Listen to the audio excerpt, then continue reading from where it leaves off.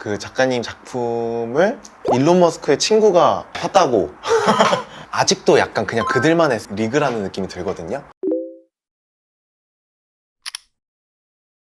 제가 기억하기로는 NFT가 떠오르던 게 네. 이런 픽셀 아트 이런 거 네. 이런 것들이 막 몇 억에 팔리고 막 이러면서 네. 에? 디지털 파일을 몇 억을 주고 산다고? 약간 이런 거로 떠오르기 시작했다고 맞아요. 저는 생각이 들거든요. 네네. 제가 이런 걸 들을수록 머리로는 이해가 되는데 가슴으로는 이해가 안 되는 느낌이 들어가지고. 근데 사실은 가슴으로 이해가 안 되시는 분들은 얘기를 해도 계속 이해를 못 하시더라고요. 왜냐하면 말씀하신 대로 내가 진짜 여기에다가 전시를 하고 싶으면 꼭 사지 않아도 다운받아서 내 집이니까 네네네. 내가 프린트해서 쓰면 되잖아요. 네네네. 기존 미술 작품도 그렇게 할 수 있잖아요. 지금도 뭐 일단 모나리자를 검색해서 프린트해서 혹은 그럴듯하게 캔버스에 출력해서 붙여놓을 수도 있는 거고, 또 실력이 좋은 사람들은 위작을 만들 수도 있겠죠. 그렇지만 그렇게 하지 않고 원본을 가치를 인정을 해주잖아요. 그리고 굳이 그거를 보러 루브르 박물관까지 가서 그 조그만 거 보려고 사람들이 많이 네. 모여서 보는 것도 이제 이 원본이라는 것이 주는 그 원본성의 가치를 부여하기 때문인 거라고 생각을 하거든요. 그런 것처럼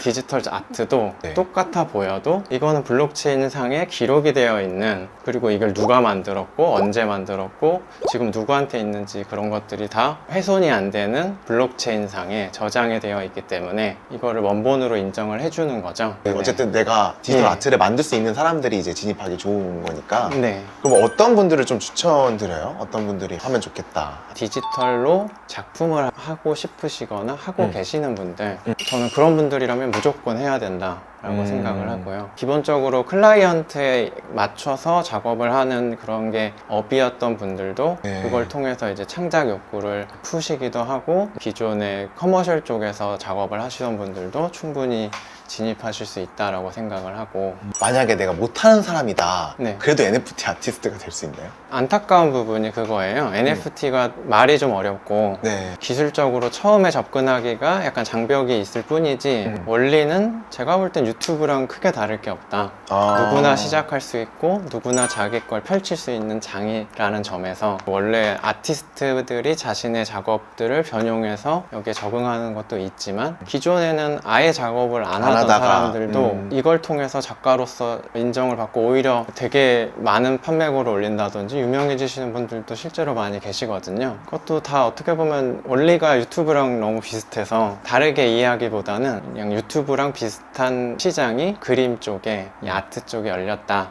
이 정도로 일단 접근하시고 보시는 게 좋지 않을까. 그 작가님 작품을 일론 머스크의 친구가 샀다고. 사실인가요? 어떻게 됐냐면 작품을 누가 샀는데 저도 이제 누구누구니 감사합니다 이런 트윗을 올렸어요. 그 사람이 누군지도 좀 궁금해지잖아요. 네네. 알아봤는데 작년 초에 일론 머스크의 부인이 뭐 되게 비싼 NFT를 팔았다라고 해서 막 뉴스가 많이 됐던 적이 있어요. 네. 그게 그분이 이제 캐나다의 가수인 그라임스라는 분이고, 그분이 만든 원 인프라는 작품이 한 10분 만에 65억에 팔렸다, 이런 기사가 막 떴었거든요. 네네. 그 작품을 혼자 만든 게 아니라 남자 형제랑 같이 만들었어요. 그분이 이제 제 작품을 산 사람인 거죠. 너무 신기한 거예요, 저는. 네. 아직도 그분이 어떻게 제 걸 봤는지 몰라요. 대신에 그분이 자신의 트위터에 제 작품에 대한 막 장문의 감상평을 막 계속 올리셨어요. 오. 너무 이제 감동을 받았죠. 좀 뭐 유명한 분이다 이걸 떠나서 그분이 나의 작품에 대해서 이렇게 멋진 평가를 막 이렇게 해주고 홍보를 대신 해주고 있는 걸 보면서 네. 이게 내가 찾던 그건가? 그런 생각들을 하게 됐던 것 같아요. 지금까지 길진 않았지만 한 1년 네. 정도 활동을 하면서 예. 뭐 여러 작가 커뮤니티도 보고, 작가님별로 작품의 차이도 있을 테고, 네. 뭐 인지도의 차이도 있을 테고, 벌어들인 수익의 차이도 있을 텐데, 네. 여기서 이제 잘 나가는 사람들의 좀 특징이랄까? 그런 게 있을까요?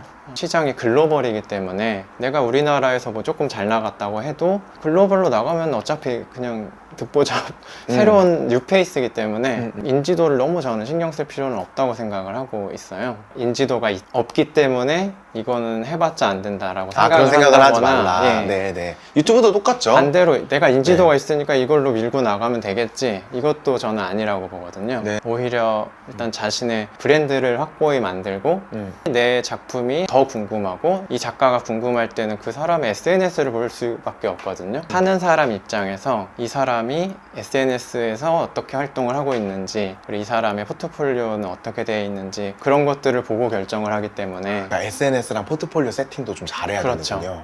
그래서 그 브랜딩이 확실히 돼 있는 사람들이 일단 유리할 거고요. SNS 퍼스널 브랜딩. 예, 맞아요.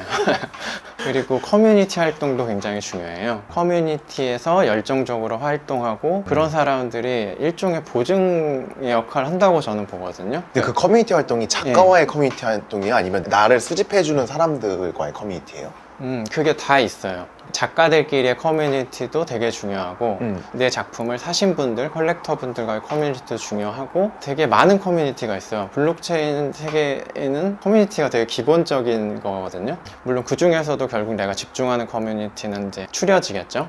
근데 그 커뮤니티에서 내가 열정적으로 활동을 하는 게 지구 반대편에 다른 컬렉터의 입장에서 보면 아, 이 사람 믿을만하구나, 이 사람은 정말 열심히 하고 있구나, 이쪽 앞으로 시장에, 꾸준히 활동을 할 진심이구나.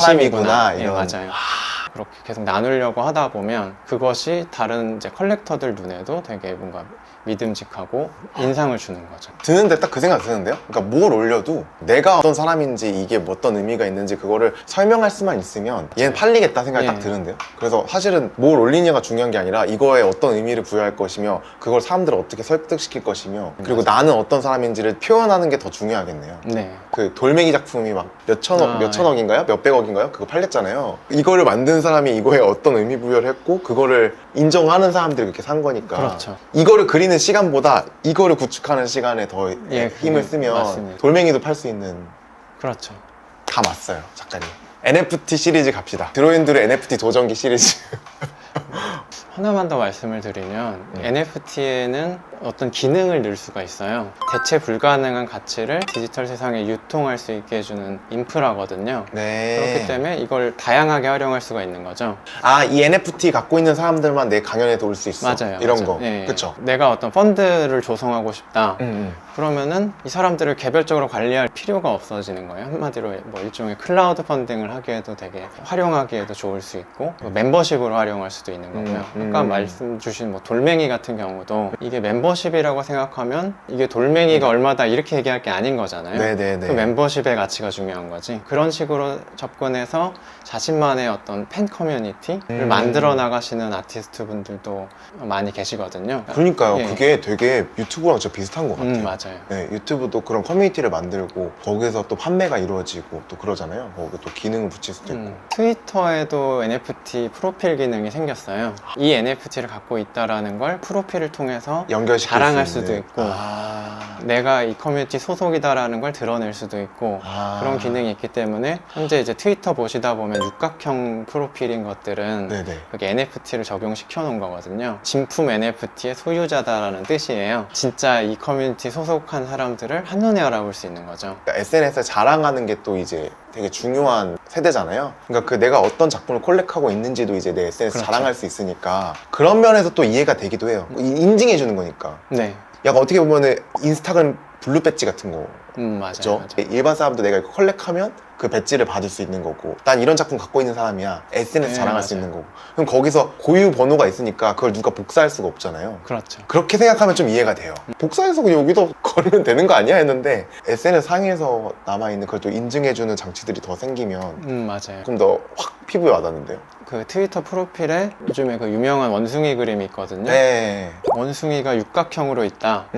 이를테면 지나가는 뭐 되게 비싼 페라리를 보는 그런 느낌이 되는 거죠. 훌륭하신 맞아요. 분이구나 뭐 이런 네, 네, 생각을 네. 하게 되는 거예요. 아 저런 걸 콜렉하고 있구나. 네. 약간 이런 생각이 드니까. 되게 오래전부터 그러면 이 씬을 보고 있던 사람이라는 뜻이고 그런 어떤 영향력도 있는 거고 실제로 그 커뮤니티 소속이 되면 또 영향력이 생기거든요. 자동적으로. 그런 것들을 또 이제 효과로 누리고 있는 거죠. 솔직히 말하면 아직도 약간 그냥 그들만의 리그라는 느낌이 들거든요. 근데 그거를 들어가서 내가 거기서 장점을 취해서 이득을 취하냐 그냥 가만히 있냐는 나의 몫이고 보시는 분들의 몫인 것 같아요. 유튜브를 보면서 아 그럼 그들만의 세계야 라고 하는 사람들도 있고 네. 인스타를 보면서 이건 그건 그들만의 세계야 라고 하는 것처럼 네. NFT도 아 그들만의 세계야 이렇게 배척할 것인가 아니면 이거를 이용해서 나에게 유리하게 활용할 것인가 네. 그 차이일 것 같아요.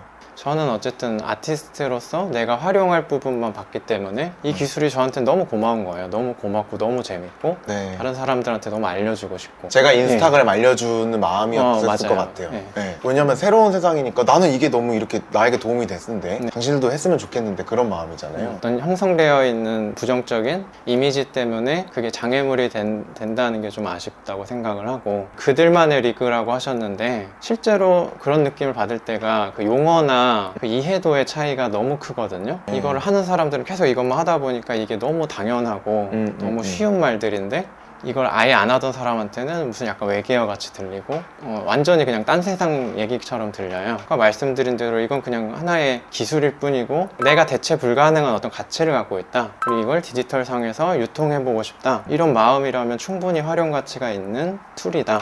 네. 이렇게만 저는 이해하셨으면 좋겠어요. 얘기 들으니까 조금 더 쉽게 접근해 볼 수 있겠다.